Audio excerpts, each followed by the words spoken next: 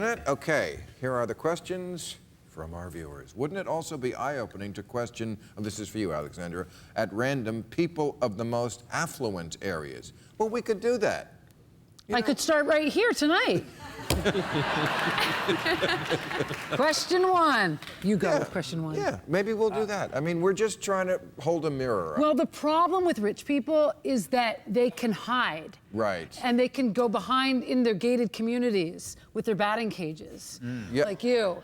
And the thing is, I do think the next place we should go would be outside Goldman Sachs. You know where I think would be a funny place to do a piece? So HBO in New York, where I work, is on 42nd and 6th, across from Bank of America. And it would be really funny because I'd be standing on the street and then the security guards would come out and say, "You're not allowed to be here," which is what they do everywhere. Going to be like, "But this is HBO, this is where I work, this is corporate America. I'm allowed to be here by the rights of my employee pass." And so I'd be getting kicked off my own job front. I think that would be an interesting, but I do think you get the black cars pulling in and the big rich fat bankers getting it. That would be a nice You don't even have to be that rich. I mean, you could just go over to Brooklyn and interview all these hipsters and, ask them their questions about politics. The great reason, I mean, the reason why this is great, the videos you made, is that poor people don't spin.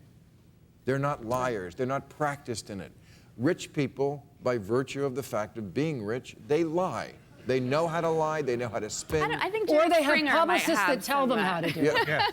10021 is the zip code where more money comes out of 10021 in politics than the 24 lowest giving states combined. Is that the upper side? That's the East 60s between Madison and 5th, between 59th and 66th. More money comes for all of our politicians of both parties from 10021 than the 24, all of the human beings in all of these 24 states that are the lowest giving states. 10021 would be a good place to start. It's a good place to live.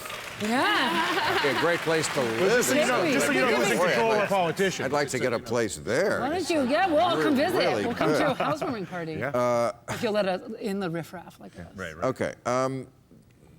Why has no one in the media explored the Mormon question more deeply? For example, what does it mean to have a bishop of the Mormon church, and they're referring to Mitt Romney, who was a bishop, become president? That's true. I don't know if people realize that Mitt Romney, not only a Mormon, but he was a very high official in the Mormon church. It would be like, electing a cardinal of the Catholic Church. We've got huge debt. We've got a war to fight.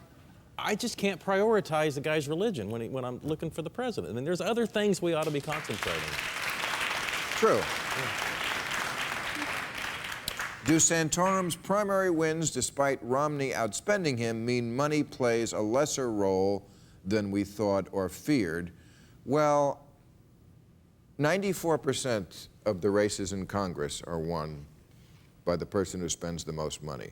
So anecdotally, can you win if you are the poorer candidate? Yes, you can. But the odds are against it. It's like saying 6% of the time. Yeah, I mean, it's like saying the Yankees and the Red Sox spend the most. Could they come in last? Yeah, they could, but they don't. No. Very rarely. That's why people go to 10021 to get that money, so they get the 94%. You just got to go walk around a few blocks, you'll be fine. The system is built to aid incumbents. Massive. They've created the system, and it's self-fulfilling. Right. I mean, most people, it's funny, what is the approval rating of Congress? It's something like 10%?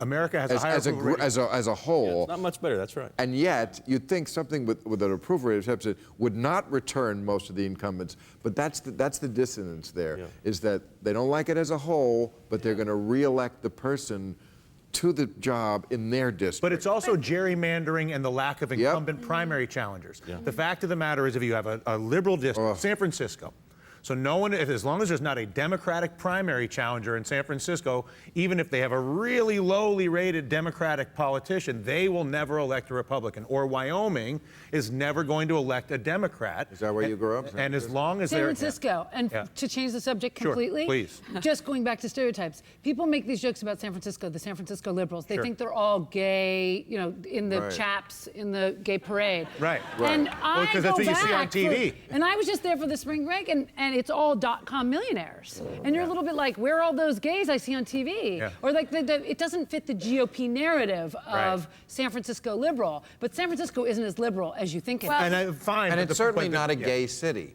It has a gay district like all big cities do. But the Castro district is gay, like West Hollywood here is gay, like there are parts of Greenwich Village that are gay, but it's not a gay city. You don't walk around anywhere in San Francisco and meet just nothing but gay people. Right, but the other stereotype then about San Francisco You're looking is surprised that I'm saying No, I mean, Surprised you know every gay district in every city across America. And then Houston, let me tell you, I had a fabulous time there one night. And Deep Ellum in Dallas. No. Do Centaur. Oh, didn't we read that? Yeah, we're out of questions. I'm reading the same questions over. Good night. Thank you very much.